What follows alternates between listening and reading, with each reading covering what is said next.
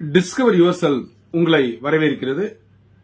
இன்னைக்கு நம்மளுடைய discover your self சேனல்ல ஒரு சின்ன மோட்டிவேஷன்.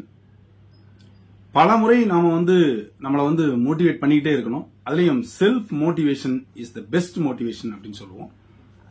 நம்மளை நாமே ஊக்குவித்துக் கொள்ளுதல். போட்டித் தேர்வு என்று வரும் பொழுது நம்மளோட பயணிக்கின்ற அனைவருமே போட்டியாளர்கள் தான். சோ அவங்கள தாண்டி ஜெயிக்கணும். அதுக்கு நமக்கு ரொம்ப முக்கியமானது மோட்டிவேஷன். ஆஸ் எ டீச்சரா நமக்கே தெரியும், பாடப்பகுதியினுடைய முதல்ல எடுத்த உடனே சொல்ல வேண்டியது மோட்டிவேஷன். அதை அறிவுரையா கூட நீங்க எடுத்துக்கலாம். அதுலயும் நமக்கு செல்ஃப் மோட்டிவேஷன், நம்மளை ஒரு ஆசுவாசப்படுத்திக்கிட்டு நம்மள நாமே ஊக்குவிக்கணும் இல்லையா, அதுதான் இங்க தேவை. இப்ப நமக்கு சிலபஸ் அதிகமா இருக்குது, இல்ல நமக்கு டைம் பத்தல, நம்ம வேலை பார்த்துக்கிட்டு இருக்கோம், நமக்கு ஏஜ் ஃபேக்டர் இருக்கு, இப்படின்னு பல்வேறு ஒரு நெகட்டிவிட்டியான அந்த காரணங்களை நாம் கூறிக்கொண்டு இருக்காமல் நாம ஒரு பாசிட்டிவான ஆட்டிடியூட மட்டும் நம்ம திங்க் பண்ணிட்டு இருந்தா போதும். அதுல ஒண்ணுதான் செல்ஃப் மோட்டிவேஷன். உங்களை நீங்களே மோட்டிவேட் பண்ணுங்க. இன்னைக்கு உங்க சம்பளம் எவ்வளவு? பாஸ் ஆகி நீங்க டிஆர்பிக்கு உள்ள போயிட்டா உங்க சம்பளம் எவ்வளவு? ஒரு வருடம் நீங்க தோல்வி அடைந்து விட்டால் அடுத்து டிஆர்பி வருவதற்கு ஒரு வருடமோ 2 வருடமோ எவ்வளவு ஆகும்? அது வரைக்கும் உங்களுக்கு எவ்வளவு லாஸ் ஏற்படுகிறது? இதை நீங்க கால்குலேட் பண்ணுங்க.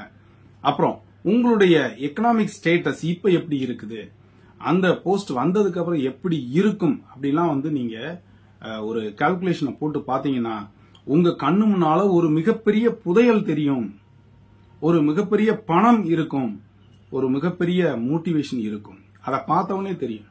உங்க கண்ணு முன்னால நீங்க இப்ப நேரம் போய்கிட்டே இருக்கீங்க, அந்த ரோட்ல பாத்தீங்கன்னா ஒரு பண கட்டு நிறைய இருக்கு, இல்ல ஒரு குவியல பணக்கட்டு இருக்கு, இல்ல ஒரு தங்க கட்டி இருக்குது, பாக்குறோம். பார்த்தவொடனே அதை போய் நம்ம ஆர்வமாக எடுக்க வேண்டும் என்று நம்ம நினைப்போம். நிச்சயமா. இல்ல தோண்டிக்கிட்டு இருக்கீங்க, உங்க நிலத்துல புதையல் இருக்குது.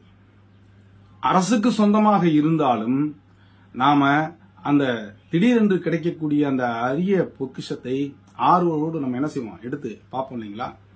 அதை போன்றுதான் இது. அது அரசுக்கு போய் சேர்ந்துடும்.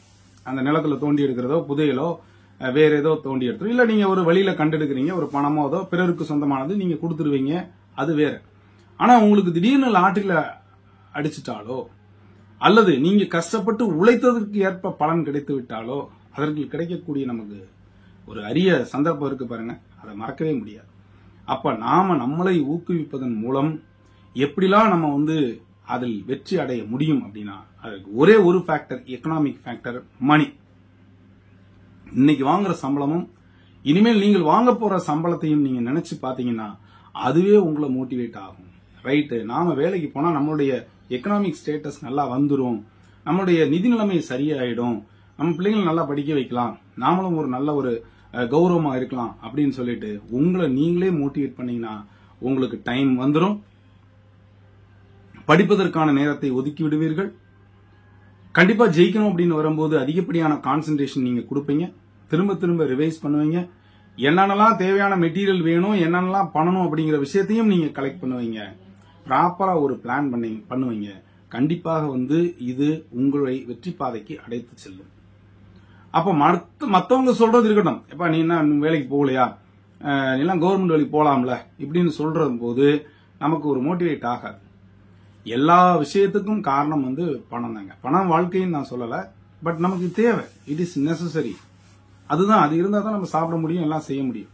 அப்போ அந்த பணத்தை நீங்க நம்ம நல்ல சம்பளம் வாங்கணும், ஒரு நிலையான வேலை வேணும், ஒரு பெர்மனன்ட் ஜாப் வேணும், ஒரு பீஸ்ஃபுல் மைண்ட் வேணும் அப்படின்னு சொல்லும்போது இதை நீங்கள் ஒரு செல்ஃப் மோட்டிவேஷனா எடுத்துங்க. அதுக்காக பணம் மட்டுமே நான் வாழ்க்கை அப்படின்னு சொல்லல, பட் பணமும் தேவைதான். தேவையான அளவுக்கு நமக்கு பணம் வேணும்.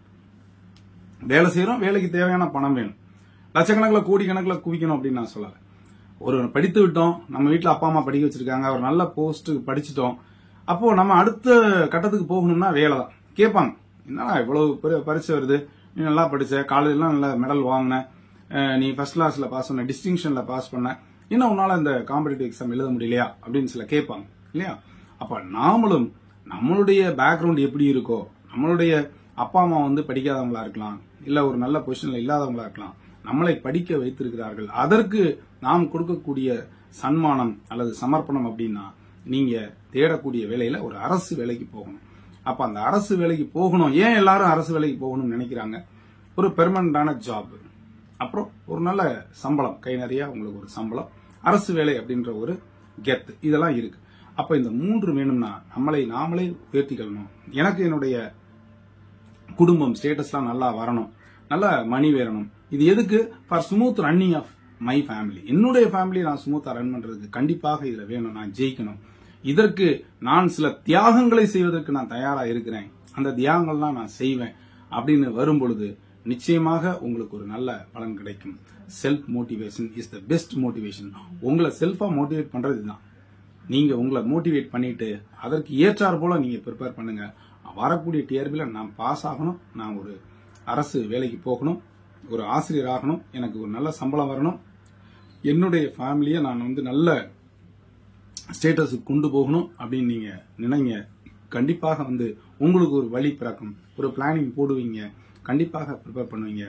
அந்த மோட்டிவேஷன் உங்க கண்ணு முன்னால தெரிஞ்சுக்கிட்டே இருக்கும். எய்ம், அந்த இலக்கை நோக்கி பயணித்தால் நிச்சயமாக ஜெயிக்க முடியும். அப்போ உங்களை நீங்க தான் மோட்டிவேட் பண்ணணும். அது பண்ணா போதும், நிச்சயமா ஜெயிச்சிருவீங்க, ஜெயிப்பீர்கள் என்று நம்புகிறேன். ஜெயிக்கக்கூடிய அனைவருக்கும் வாழ்த்துக்கள். நல்லா எஃபோர்ட் போடுங்க, நல்லா ப்ரிப்பேர் பண்ணுங்க, உங்களை நீங்களே மோட்டிவேட் பண்ணுங்க.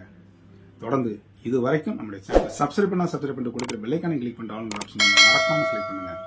மீண்டும் அடுத்த ஒரு நல்ல அப்டேஷன் சந்திக்கிறேன். நன்றி, வணக்கம்.